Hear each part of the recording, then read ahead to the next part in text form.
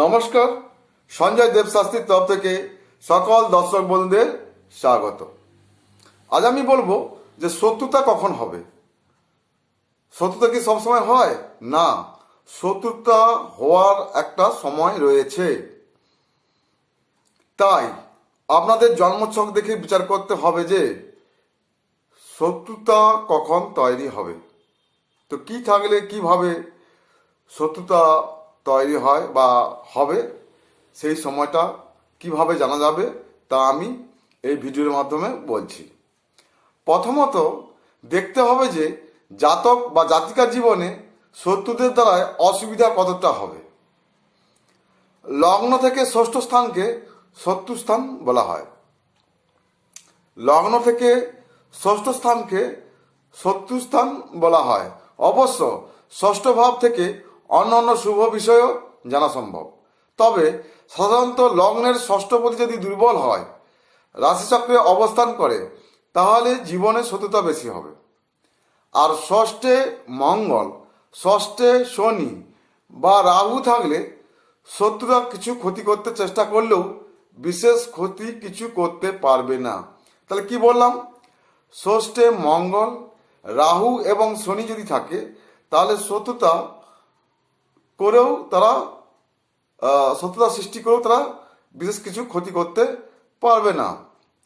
ষষ্ঠে শুভ বৃহস্পতির দৃষ্টিতে বা ষষ্ঠে বলবান চন্দ্র থাকলে শত্রুর সাথে সহজেই সন্ধি হবে। এখন শত্রুদের দ্বারা যারা বেশি ক্ষতিগ্রস্ত হন, তাদের রাশিচক্রে লগ্ন এবং রাশির ষষ্ঠপতিকে গোচরে দুর্বল অবস্থায় থাকতে হবে। যদি শনি লগ্নের রাশির ষষ্ঠপতি হয়ে গোচরে দুর্বল থাকে বা অশুভ নক্ষত্রে অবস্থান করেন, তাহলে শত্রুতা ওই সময় বেশি হবে। বিশেষত যখন শনি গোচরে মঙ্গল, রবি বা রাহু কীর্তক যুক্ত বা দৃষ্ট হবে।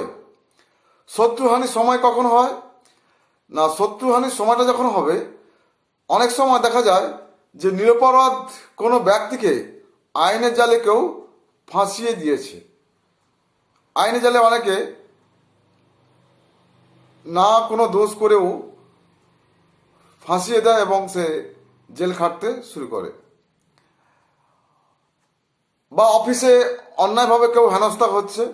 শত্রু হানির সময় নির্ণয় করতে হলে প্রথমত দেখতে হবে যে যখন লগ্নের বা রাশির, আবার শুনুন, লগ্নের বা রাশির ষষ্ঠপতি গোচরে শুভ স্থানে বা শুভ নক্ষত্রে অবস্থান করলেই শত্রুদের দ্বারা পীড়ন আর থাকবে না। এখানে গোচর ফল দেখাটা অবশ্যই কর্তব্য। আপনার রাশিচক্রের জন্মকালীন রাশিচক্র দেখতে হবে, তার সঙ্গে সঙ্গে গোচর আপনার দেখতে হবে।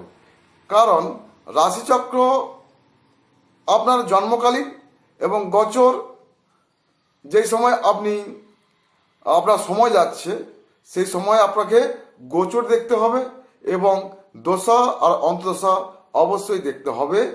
সময় ভালো যাবে কি খারাপ যাবে। সবাই ভালো থাকবেন, সুস্থ থাকবেন। নমস্কার।